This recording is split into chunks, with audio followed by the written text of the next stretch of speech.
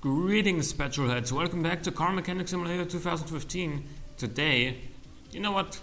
I was fancying making some money, so I got myself a Mayan M8 from the auction center. Can you really blame me? Because, you know, what do rich people want, or people that are successful and that are making money? What do they want? Make more money, really? A lot of times, at least. Like if you have something that's making you money, what do you want? It making you more money, right?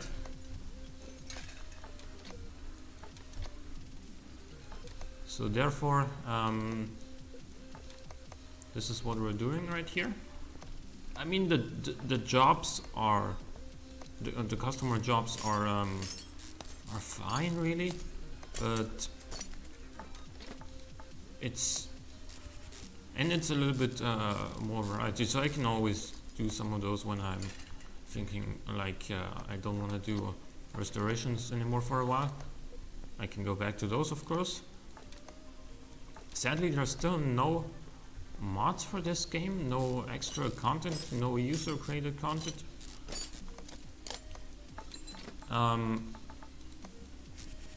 But hopefully there will be soon. Also, there has been a new video on the Automation Game YouTube channel where Kirup speaks about some new, some stuff that they're currently working on, and V12s are not getting mentioned there. You know, just like 2 or 3 weeks ago, where they said they're almost done. I mean, I'm not trying to rush it. I'm just saying, well, what happened? In any case, here we have a V8. We have McPherson's up front, and we have multi-link rear suspension with river drive. So that's the parts we're gonna buy.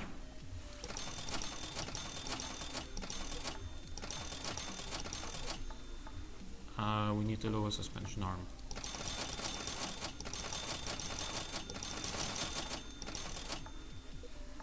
And 4 cam gears.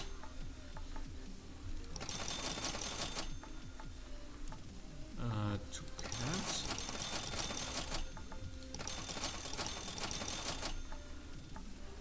And one of these.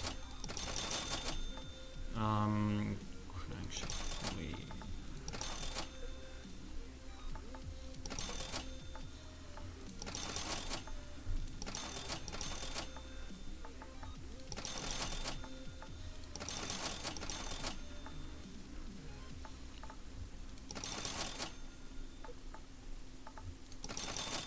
Regular shock absorbers, and 2 of these, a regular cross member,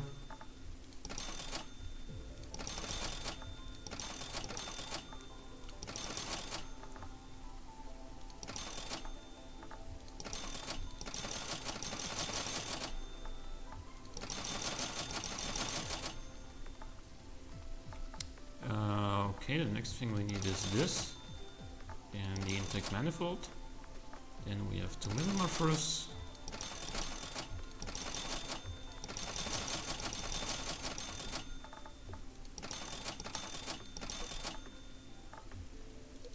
That, I guess. Yeah, has to be. Then 2 rear drive axles, 2 rear mufflers. Shock absorber A we got.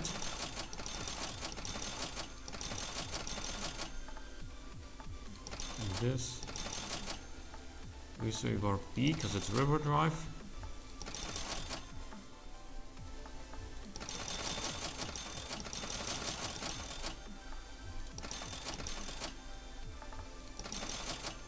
Then 8 spark plugs. A steering rack.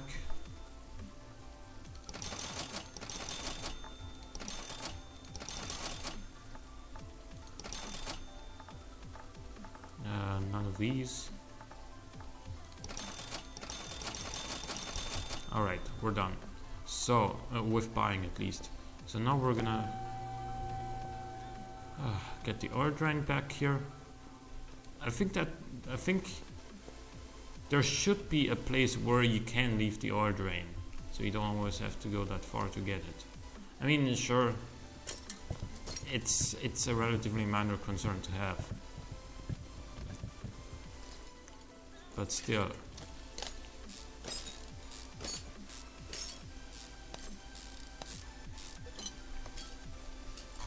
Let's take these things out first, and then we're gonna remove the ore drain because it could get into our way.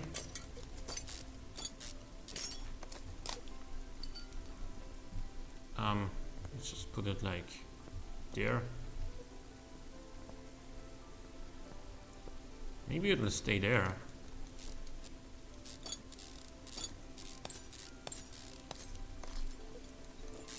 Also, these parts on this car seem to be in relatively good condition, so I should get a decent amount of money back when I'm reselling the old parts. That's the least of my concerns though, because I'm gonna be making money regardless. Take this out.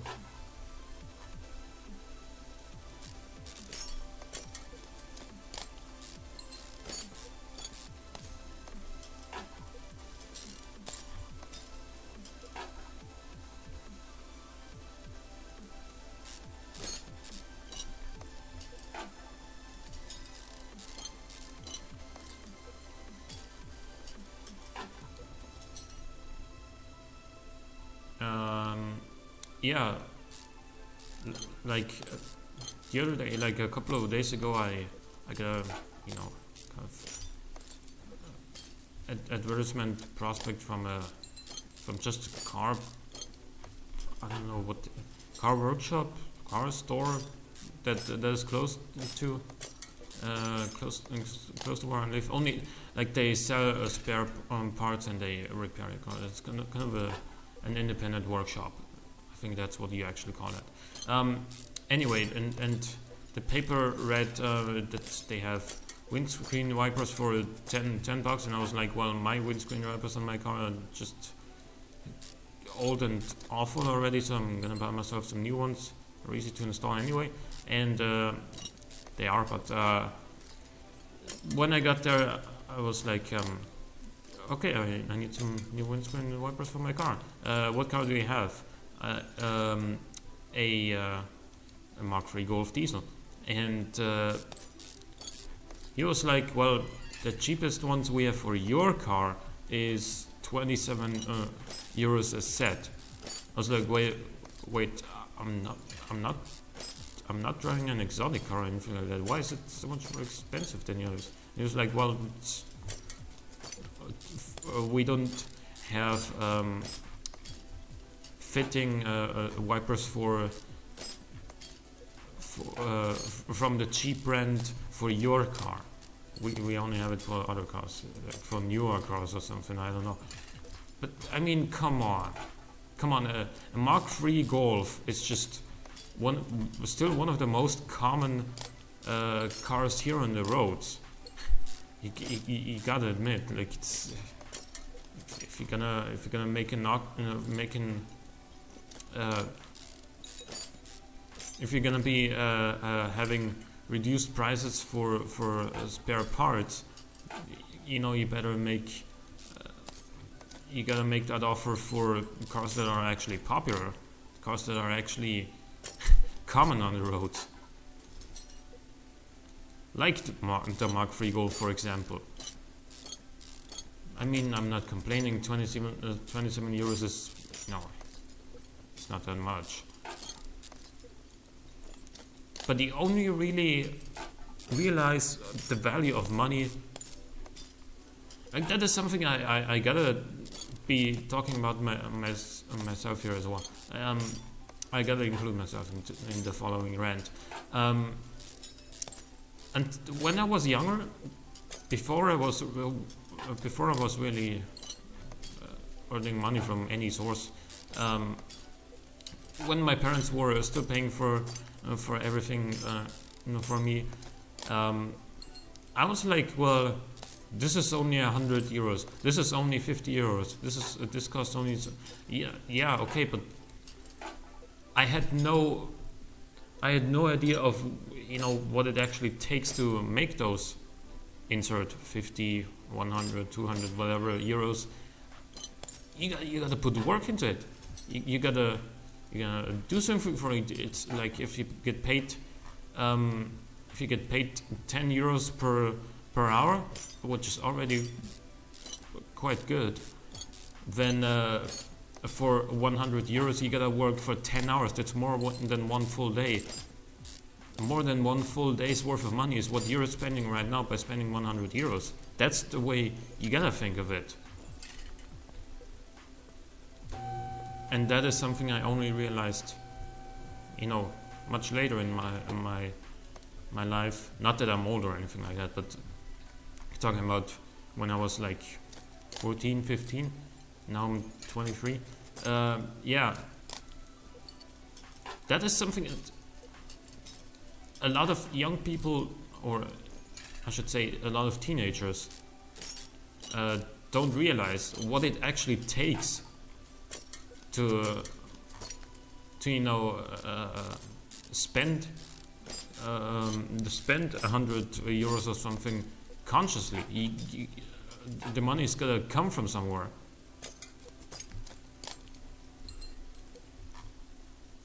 And all of that rent is obviously for naught if you just won the lottery. Even then the money did come from somewhere, but not really from a lot of work, but just being lucky. In any case, what was I even talking about before? Yeah, the windscreen wipers for $27 when they advertised windscreen wipers for 10 euros. Did I say $27? I don't know. I meant 27 euros. Yeah, but that's almost 3 times as much as what they advertised. Like, that's a little bit of a big difference, isn't it?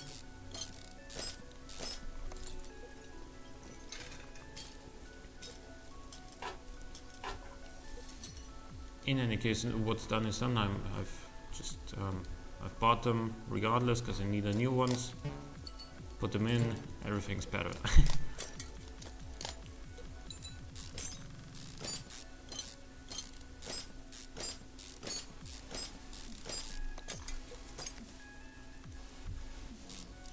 Also, do you guys know the YouTube channel Vehicle Virgins? He's 20 years old, or maybe he's 21 by now, but in any case, he has his YouTube channel and he's reviewing cars, just kind of independently. He's not on a show or anything like that, but he drives cars, he does fast cars, and he's owned like E39 M5s, E46 M3s and whatnot, and a couple of months ago he did buy his dream car, which was a yellow Lamborghini Gallardo, and well, a couple of weeks or a month or so after that, unfortunately, he crashed his Lamborghini. He is fine, but the car is not, unfortunately.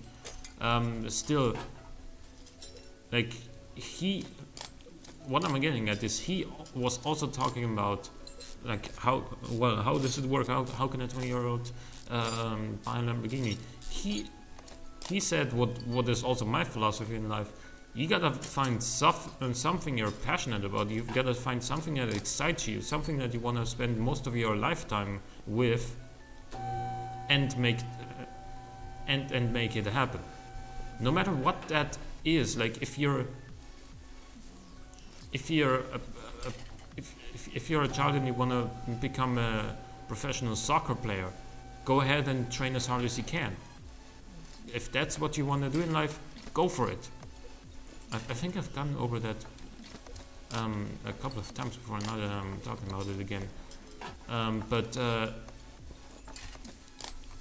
that kind of thing is what makes successful people, and that is why I hope it also applies to myself with these videos. I mean, I'm not expecting it to work out, but I'm giving it a shot. I'm trying it. I'm working for it. And yeah, that's just cars. And what is my goal? I think I've said that as well, but it must have been a while ago. I want. Wait, what? Yeah, I want an Alfa Romeo Giulia, the new upcoming one. That is what I want. That's why I got a.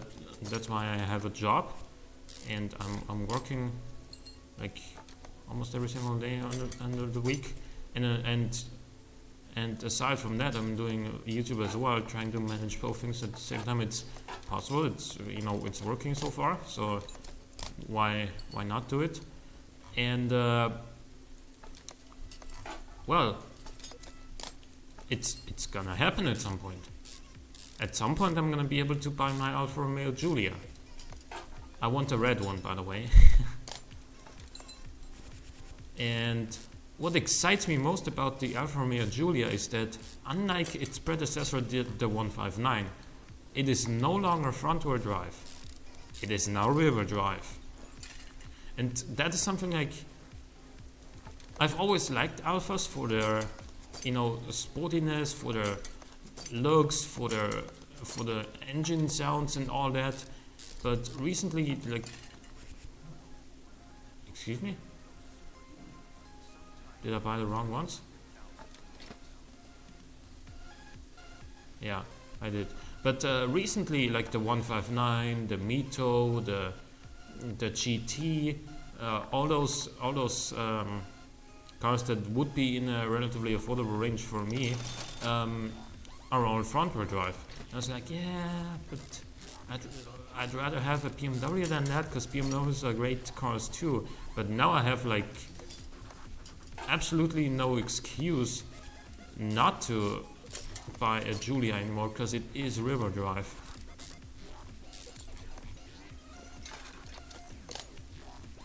And definitely, like, would I rather have a Giulia, or for the same kind of money a 2 Series BMW, which I also like? Honestly, the Giulia, because BMWs in the recent years, at least the non-M models, aren't that much about the driving dynamics anymore. They're more about, efficiency, technology, that kind of thing. Sure, they got great suspensions, sure they handle well. It's not their priority anymore, and you can kind of sense that. And while they're still more dynamic than most Mercedes models and most Audi models, it's kind of, yeah, you can feel that it's not their main priority anymore, and that's kind of sad to me. Because I used to own an E36 320i, and back then, BMWs were still all about their dynamics and everything. That was like their main selling point, their main the main thing they advertised. And it was true. Now, however, like, I'd rather have the Giulia, man. The Giulia is a fantastic looking car. It's probably one of my favorite, if not my number one best looking car. Like, I like it so much, and I wanna buy one day. That is what I'm working on.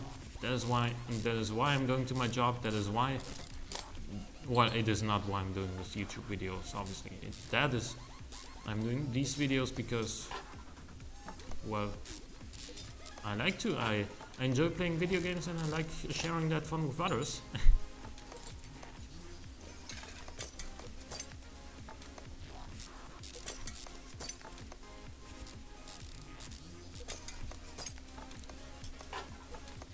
Haven't decided yet what version of the Julia I want to, but I also don't know what engines and what kind of what engines and whatnot will be available, because you know it's not on the Austrian Alfa Romeo page. It doesn't say yet. It like the Julia doesn't even show up yet, and that's, you know, one of the bad things of living in Austria. Is we're always behind. We never get all of the car models available from one manufacturer. For example, also we only get the Mazda MX-5 with the 1.5 liter 131 horsepower engine. We do not get any other engine options. That's all we get. Because, truth be told, the MX-5 isn't that popular here anyway. There's not very many of them on the roads, and that's kind of a shame, but it, you know, kind of shows the Austrian car buyer mentality.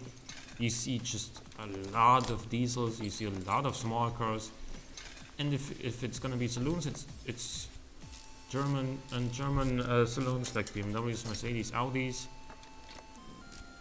You see a lot of Skodas, because they're basically Volkswagens but cheaper. You see a lot of Fiat. You don't see very many French cars, thankfully, except for Peugeot. Peugeot are a little bit better than Renault and Citroën, I think. And you don't see very many sports cars at all. The most popular sports car brand by far is Porsche. But other than that, like, you almost never see a Ferrari, you almost never see a Lamborghini, you almost never see a Lotus, you almost never see like a Japanese. That is even rarer than Ferraris here. Japanese sports cars are just incredibly rare here. And American sports cars like Camaro or a Pontiac Solstice or something are just pure exotics here. You never find any of them.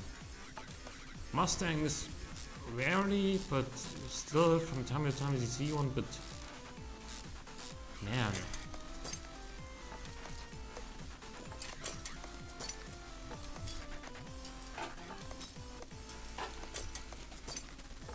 And that is despite the fact that Austria has one of the, or maybe even the lowest fuel price in the entire EU. So you know, it's our gas is very well priced, and still people are only driving like either eco boxes or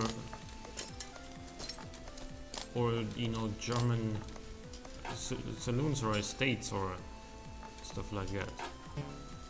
Volvos are also quite popular here because of the reliability and their good reputation generally about being good everyday cars and being safe and whatnot.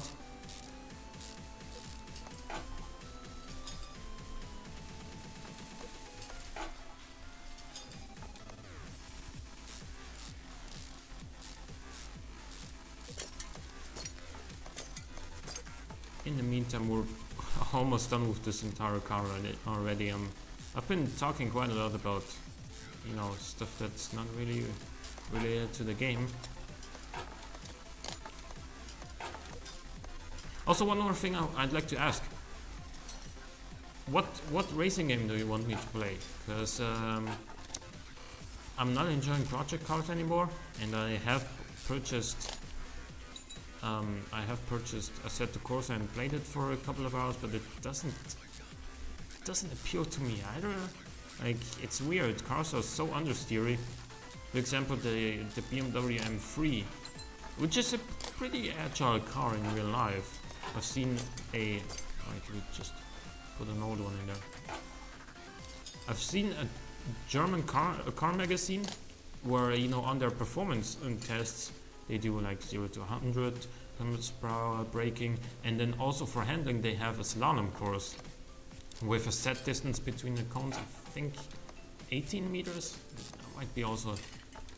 I don't know about the distance between the cones, but it's the same for all cars they test. So anyway, and the M3, the E92, did that slalom faster than a Porsche 997 GT3, and that's saying something.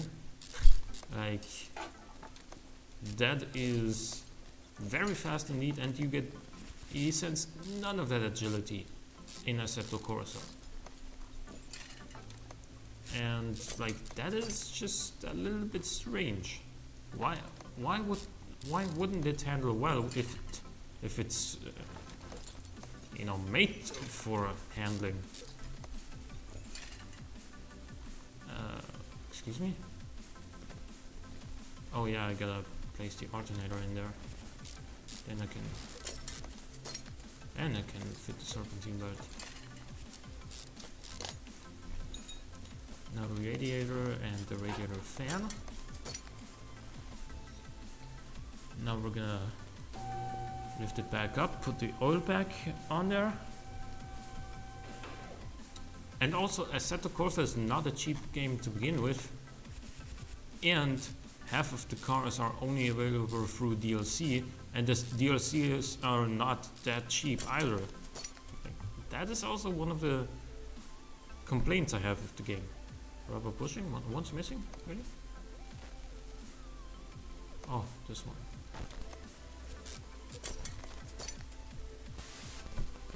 Now we have everything. Yeah, like, Assetto Corsa, personally I'm not enjoying it very much. So I might go back to the roots or something. I still have a copy of Need for Speed Carbon at my parents' home. I left it there when I moved because I didn't think I'd need it again. But I was wrong. I will need it again. So what color do you give this car? No bright green.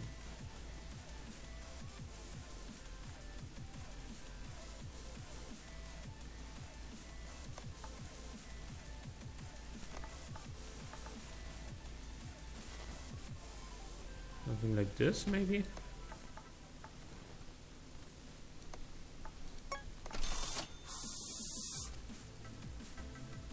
Sure, why not?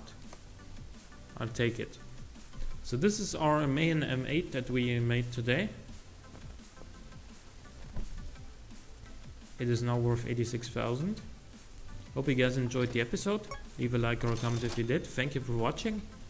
I will see you next time.